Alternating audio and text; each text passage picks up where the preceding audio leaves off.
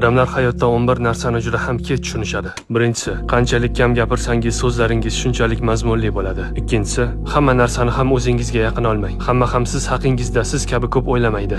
Uchinchisi, muammolarga e'tibor qaratsangiz, ular ko'payadi. Imkoniyatlarga e'tibor qaratsangiz, ko'proq narsaga erishasiz.